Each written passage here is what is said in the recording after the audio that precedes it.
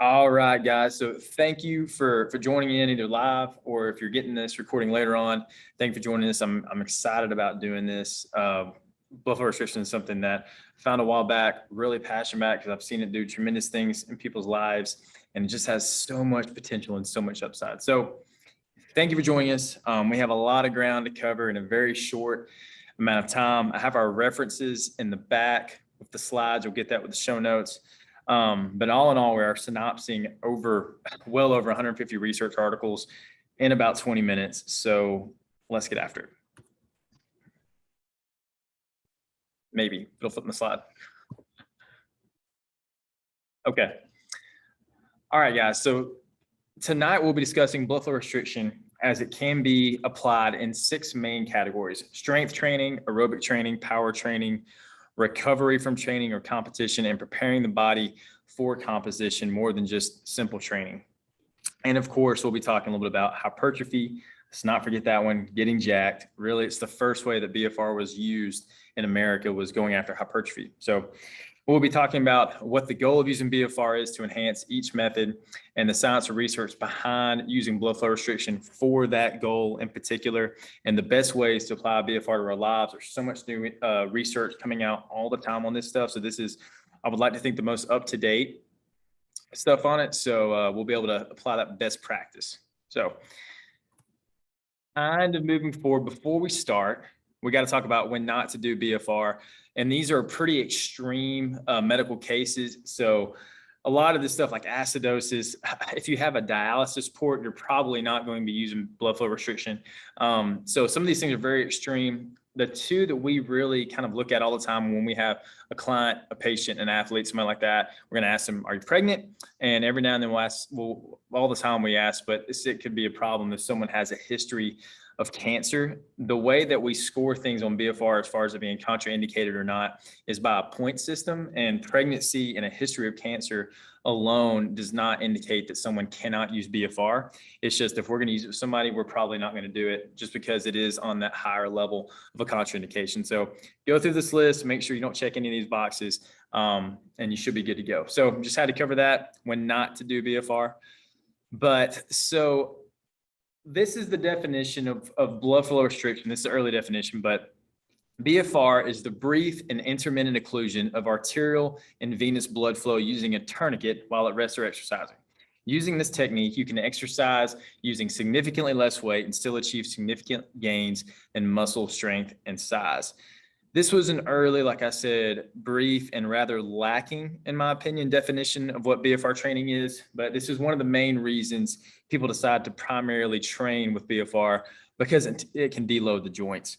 So with BFR, we can essentially create the same muscular and cardiovascular stimulus as a heavy to max weight movement or highly intense and explosive movement with using light to moderate light movements. We can create a 500-pound back squat with a dime of the weight if the occlusion pressure is right. So how does this work? And you're going to have to let me kind of tangent for a second. We're going to brief out on the science of this quickly because it's fascinating. It's incredible. But essentially, with blood flow restriction training, we are occluding the amount of venous deoxygenated blood from leaving the occluded limb. Therefore, we end up having this pulling effect of blood in the limb. So oxygenated blood is entering into a vastly deoxygenated environment, and the body responds in some interesting ways. So if we're going to try to keep this as simple as possible, I'm going to just take our 2 main energy systems that we use for aerobic and anaerobic training. So we'll start off talking about the Krebs cycle. The Krebs cycle is the energy system our body uses to fire type 1 muscle fibers, with the main fuel source being oxygen. When you hear type 1 fiber, think marathon runner, think about a marathon runner's body. The Cori cycle, on the other hand, is the energy cycle our body uses to fire type 2A, type 2B muscle fibers without the use of oxygen. Think about sprinters and a sprinter's body. So when we occlude a limb and create a widely anaerobic or deoxygenated environment, we are forcing our body to burn up the available oxygen in the limb and primarily focus on firing those type 2 powerful muscle fibers via the Cori cycle. So first, if you do this consistently in your training, you're going to force the body to become much more efficient at using oxygen. That is why we see incredible enhancements in OBLA levels in BFR athletes, or onset of blood lactate levels in BFR athletes, and VO2 max numbers. They are literally becoming more efficient at using oxygen. Also, this is why people who train BFR are much less sore than people who do not, because that Cori cycle energy system creates, as byproducts, a lot of pyruvate, a lot of hydrogen. When you put those together, you tend to get a huge uptick in lactate. And another, interestingly enough, when the body detects lactate in the bloodstream, our pituitary gland kind of picks it up and it responds by secreting human growth hormone. So you've got this uptick in lactate, which creates this uptick in human growth hormone. Well, what follows human growth hormone is testosterone. So that's just brief. You're creating, you're making your body more efficient at using oxygen, and you're getting this really positive hormonal flow that just has been shown to rebuild, recover, and strengthen even more. So that's brief science of it, nerd out. But science is great, but we got to get into the application of how we actually use this stuff. So let's do that. So BFR for strength, one of the first methods we're going to talk about with. So the goal with this would be to increase strength progression faster than typical training without BFR. So some of the current literature on strength, and this is like an all-encompassing view of what BFR strength training can do, is it can lead to improvements in strength, muscle size, and markers of sports performance in healthy athletes. Combining traditional resistance training with BFR may allow athletes to maximize athletic performance and remain in good health. So some of the other research articles we'll see, and I'll send all this to you guys in the show notes. You'll get it's a ton of research, I think about 75 articles that we've kind of summarized and you can go through. But BFR training has been shown to decrease the time it takes to get stronger for sports-specific movements by as much as 2/3 of the time. So instead of taking 3 months to add 10 pounds to a back squat, BFR can help you do it in 1 month, which is incredible to think about. These are some of the things we're seeing with it. But application wise, so the standard, the thing we used to always throw at BFR was, hey, go do 30, 15, 15, 15 with a 2-second tempo with about 30 to 45 seconds between reps or between sets, at 60 to 80% occlusion for the lower extremity and 40 to 50% occlusion for the upper extremity, about 3 to 5 days a week. That's good. That's a decent protocol. That will work. It's not the best. It's like your minimal effective dose. Best practice, and that's what we're talking about. That's what the research has been egging us on for the past year or two, is a little bit different. So it's going to be similar to a progressive and individualized strength training regimen. So this would be an example of this, and I kind of use myself thinking about what I would do for this, because we know everything that is individualized is going to be better than some cookie cutter or some protocol. So an example I was going to give is build to a heavy 8-rep back squat at 40% cuff occlusion. And there we go. We're changing that, the 80%. We've been using 80% for a long time for BFR, where we're changing it because we got so much more stuff. We have to match that occlusion with the intensity of the movement, and you can get a lot better results if you do that. But so you find that part A, you rest and deflate for 3 minutes, then you start part B at 40% cuff occlusion. You're going to hit 5 sets of 8 reps at 80% of part A, not 80% occlusion. You're at 40% occlusion, but 80% of part A with 60 seconds rest between sets. I've done this. It's brutal, but it's doable. It's really good. So I was thinking about maybe I was kind of programming some of this stuff. That's just an example of how you can individualize some of these BFR things. And that's much better practice than the standard 30, 15, 15, 15. So moving on, BFR aerobic capacity training. The goal to increase aerobic capacity more efficiently than standard aerobic training alone.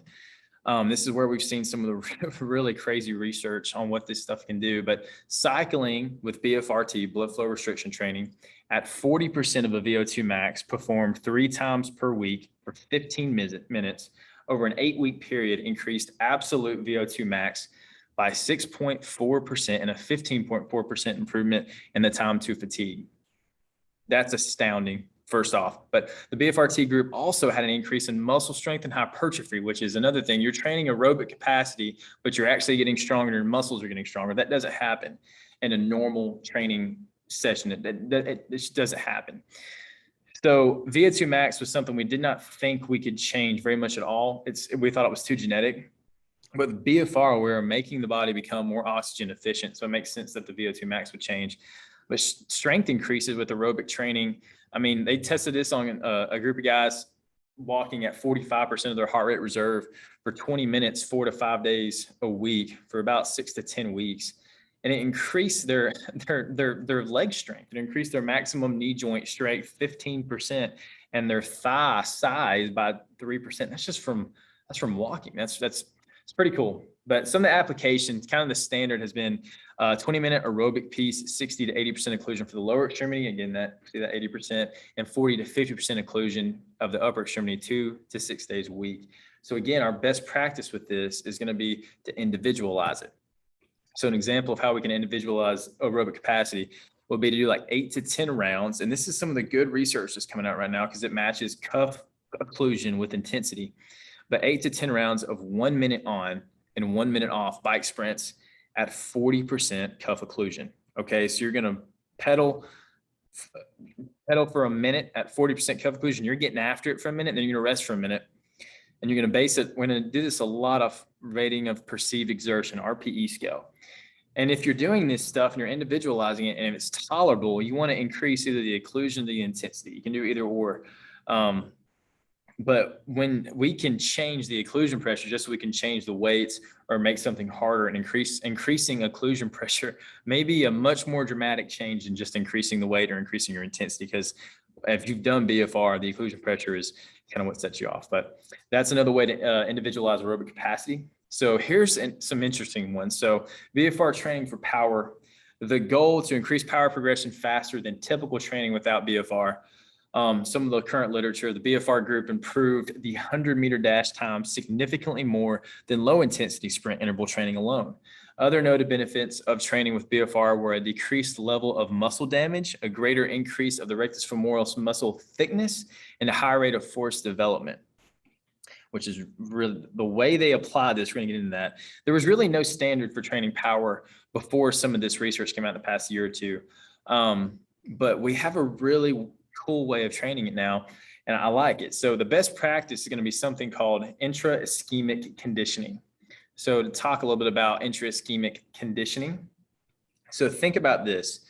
And here's an example. You're going to do, let's say, just something very, very bland here, a 5x5 deadlift at 60% of your 1 rep max.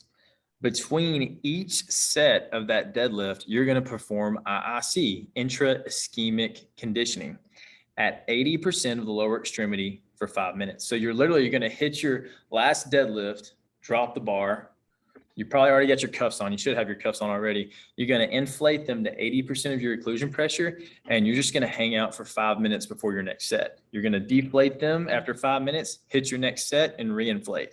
This has been shown to, some of the research we see on this has been really cool for what it does for power, because you just wouldn't think about this, but these results indicate, so like they tested this on people for bench press, and the results indicated that ischemia used before each set of the bench press exercise increased power output and bar velocity. So the bar moved quicker when they did this in between sets. And this may be used as a performance enhancing stimulus during explosive resistance training. So we actually have something really unique here to train explosiveness. And that is something we're constantly going after. And most of our sports revolve around explosiveness. So if we have a way to train this other than just performing power movements, maybe doing something supplemental to power movements, that can be huge. That can be huge for sport performance and for our performance.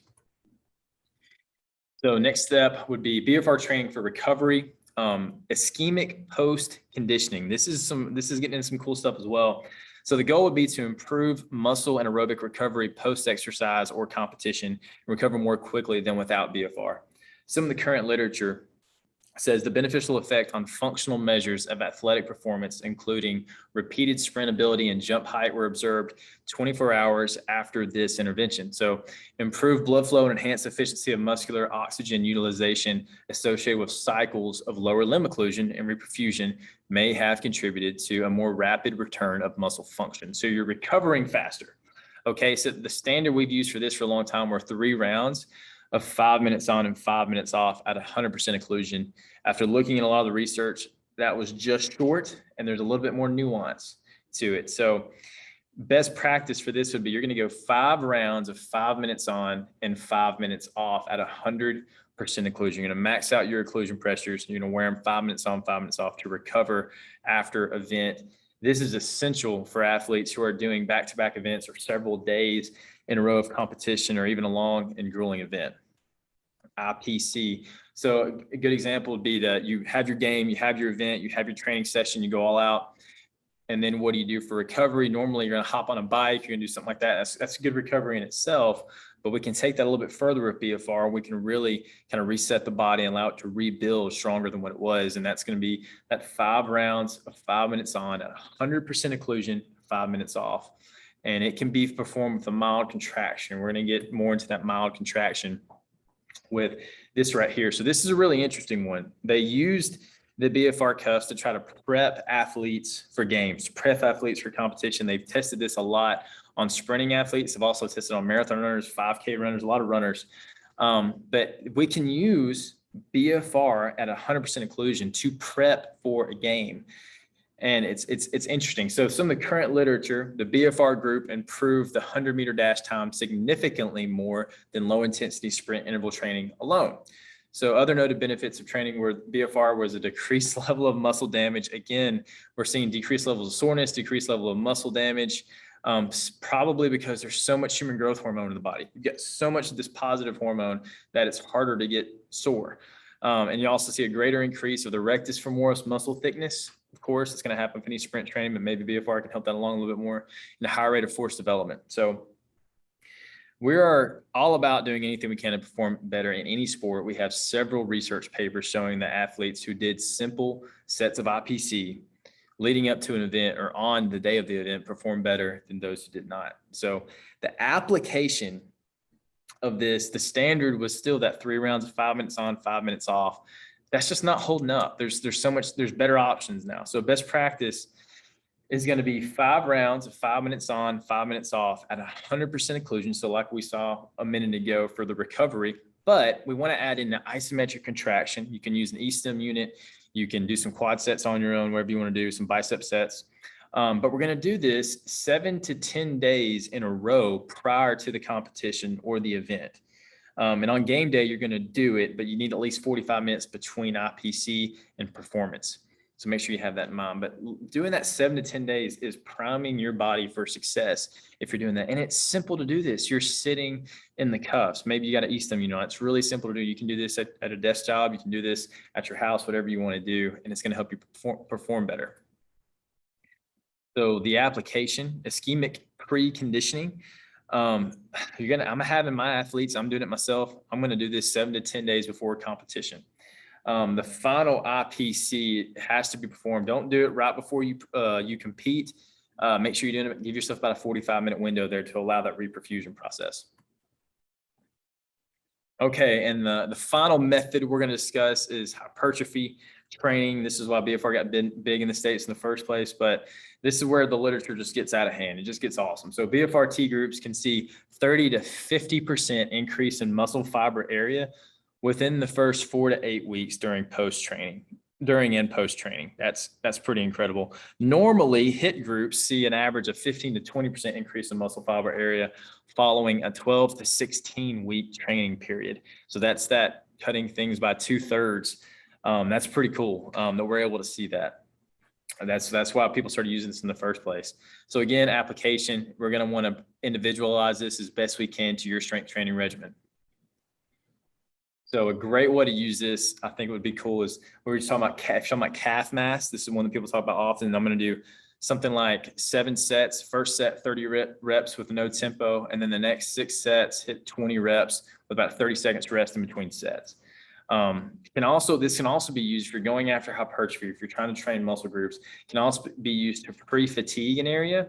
So for instance, if I'm going to do push-ups, I'm trying to go after my chest, I can do BFR to my arms and I can just totally annihilate my triceps to where my triceps aren't going to help much with pushing.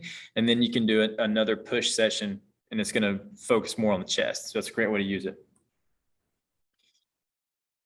So if we talk about, we've gone through the methods of how BFR can work. There's so much more to this, guys. I highly recommend you go through the research. You'll have enough to read for days when I send you the email.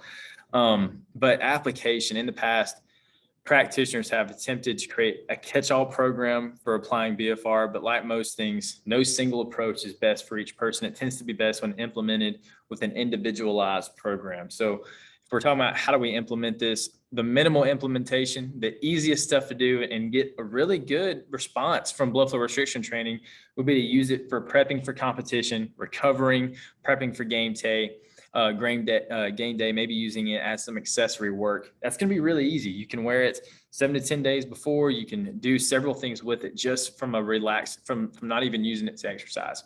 A moderate implementation would be supplemental strength conditioning training, accessory work, kind of, supplementing it with your main program. And then to maximally implement it, this is what a lot of the pro athletes do with blood flow restriction training. A ton of elite athletes are using it for this because they can deload the joint and it helps them not break down their body more, where their bodies are already so broke down through the course of a season, whether you're high school, college, or pro. But it's gonna be a big meat and potatoes of your program, and that's how we're gonna use it for a lot of different things. So what now? BFR is an incredible training tool. I use it about 4 to 5 days a week, both for strength and aerobic training, and I recover with it. When I have a competition coming up, I'm going to be doing IPC for 10 days before the comp, and I'm going to do it the day of the comp. So next steps with it, you need to get your own set of cuffs. I was looking at the list for everyone who signed up, and thank you guys for answering the questions. And only a few of you guys have cuffs. So there's some good options out there. Owens Recovery Science has some cuffs. They're really, really expensive, but they're great cuffs. Smart Tools, Smart Cuffs, they have some cuffs. We are a distributor for Saga Fitness BFR cuffs. We like those a lot just because they're easy to implement. They're really easy to use. And then Airbands cuffs, we like those as well.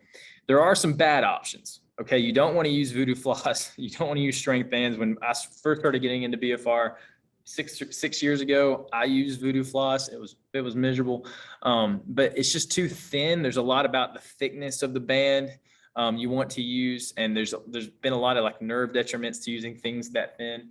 So don't use those. Those are a bad option.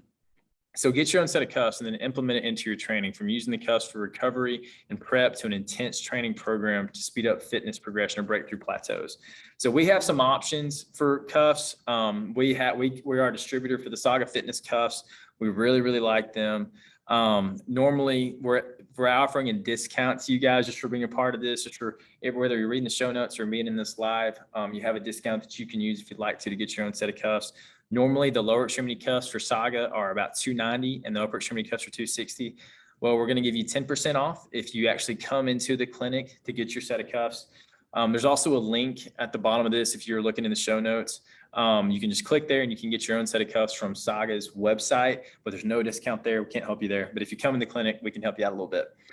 We also are going to do BFR programming. So if you'd like to implement this into what you're doing, but you're really not sure how to do it, you're not sure where to go, we can help you. We can help out with that. We've got a couple different options for implementing it into your current strength conditioning regimen that you already have from your coach, or if you're actually looking out to max your BFR potential out and max out your training, then we have some options for that too. But you can just shoot me an email or contact us and we'll get with you on that. So here are some of the references. These are just a few. Again, I'm sending you all of those in the show notes. There's a ton of them. Knock yourself out with that. But yeah, so other than that, this is kind of BFR in a nutshell. Looks like I went a few minutes over, but this was just meant to touch the tip of the iceberg. It was not meant to give the whole smorgasbord, because that would take us absolutely forever. And you need to get into this stuff yourself and learn about it, because it's incredible. If you have any questions, shoot me an email, contact us. I'll try to help you any way I can, and we can talk a little bit more about this stuff. And y'all, this is some of the coolest stuff we've seen. This is going to change the game for athletes moving forward, high school, college, and pro level. And we want to be a part of that. We want to be into the research. We want to advocate for it. So again, if you have any questions, let us know. We'll see you later. Thanks.